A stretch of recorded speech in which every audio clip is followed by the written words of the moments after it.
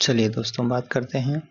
यहाँ पर हम बात करेंगे किसके बारे में? यहाँ पर हम बात करेंगे एनडीआरएफ के बारे में बात करेंगे। ठीक है, किसके बारे में? एनडीआरएफ के बारे में हम बात करेंगे। चलिए देख लेते हैं। तो यहाँ पर अगर एनडीआरएफ के बारे में बात करते हैं तो ये इसका आपका राष्ट्रीय आपदा मोचन बल हो जाता है और एनडीआरएफ का full form national disaster response force हो जाता है। भारत की एक विशेषज्ञ फोर्स है जिसका मुख्य कार्य प्राकृतिक भूकंप, बाढ़, चक्रवात और मानव निर्मित जैसे केमिकल लीक, रेडियो एक्टिव रिसाव आदि आपदाओं के दौरान त्वरित राहत और बचाव कार्य करना होता है। ठीक है, 2006 में इसका गठन होता है। यह आपदा प्रबंधन अधिनियम 2005 के तहत इसका गठन किया गया। इसका नोडल मंत्रालय आपका गृह मंत्रालय हो जाता है। चलो इसका अगर बात करते हैं मोटो क्या है यानी आदर्श वाक्य क्या है, तो आपदा सेवा सदैव सर्वत्र, आपदा सेवा सदैव सर्वत्र। ठीक है, नियंत्रण संस्था कौन सी है? तो एनडीआरएफ राष्ट्रीय आपदा प्रबंधन प्राधिकरण हो जाता है के प्रशासनिक नियंत्रण में काम करता है। एनडीएमए के प्रधानाध्यक्ष भारत के प्रधानमंत्री होते हैं। ठीक है, अगला संरचना संगठन देख लेते हैं। महानिदेशक जो है एनडीआरएफ का प्रमुख महानिदेशक होता है और जो 3 स्टार रैंक का आईपीएस अधिकारी होता है। वर्तमान 2025-26 में इसके महानिदेशक श्री पीयूष आनंद जी हैं। कौन है भाई साहब? श्री पीयूष आनंद जी हो जाते हैं। कुल बटालियन शुरुआत में इसकी 8 बटालियन थी, लेकिन वर्तमान में कितनी है? 16 बटालियन है। प्रत्येक बटालियन में कितने जवान होते हैं? 1149 जवान होते हैं। अच्छा कंटेंट दिया गया है। 16 बटालियन है वर्तमान में, शुरुआत में 8 थी और प्रत्येक बटालियन में 1149 जवान होते हैं।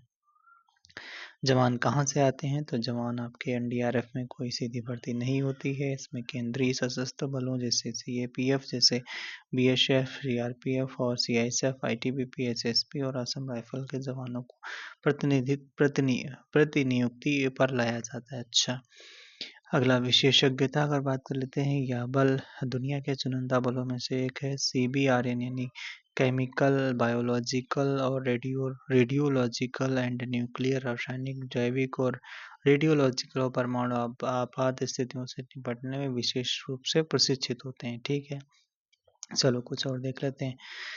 20वां स्थापना दिवस 19 जनवरी 2026 को एनडीआरएफ ने अपना 20वां स्थापना दिवस मनाया। आंध्र प्रदेश के कृष्णा जिले में मनाया, जिसमें केंद्रीय गृह मंत्री अमित शाह मुख्य अतिथि थे। ठीक है, मुख्य अतिथि कौन थे? अमित शाह थे। कौन से नंबर का था?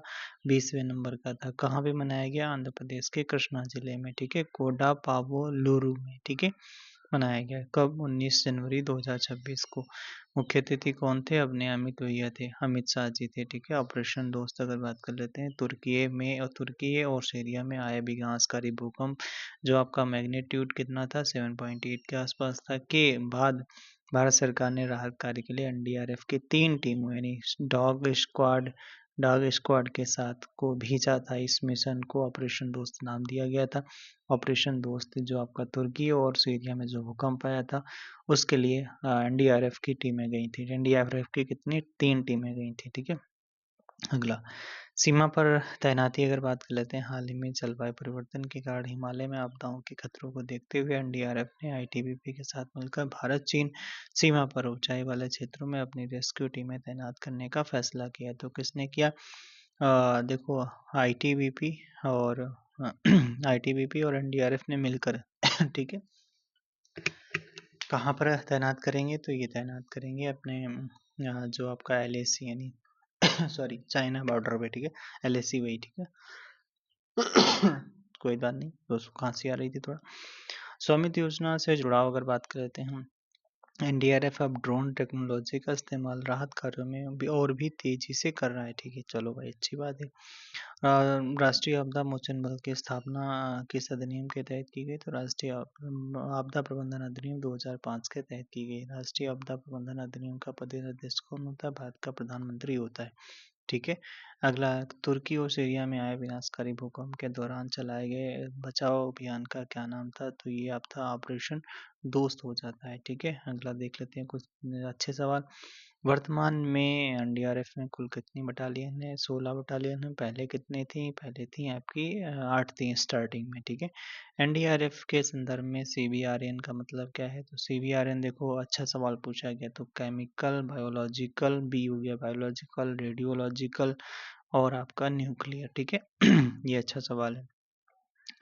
अगला है यहाँ पर अगला सवाल कह रहा है कि एनडीआरएफ एंड किस अर्धसैनिक बल से एनडीआरएफ में जवानों की प्रतिनियुक्ति नहीं होती? किस से नहीं होती? तो बीएसएफ से होती है, सीआईएसएफ से होती है, आईटीबीपी से होती है, एनएसजी से नहीं होती। ठीक है, एनएसजी जो है आपका न्यूक्लियर सिक्योरिटी गार्ड है, एनएसजी आतंकवादी रोधी बल है, इससे एनडीआरएफ में जवान नहीं आते हैं। बीएसएफ, सीआरपीएफ, आईसीआईएसएफ और आपका आईटीबीपी, एसएसबी, असम राइफल से यहाँ पर आते हैं इसमें। ठीक है, तो ये टॉपिक कंप्लीट हुआ, फिर मिलेंगे नेक्स्ट वीडियो में।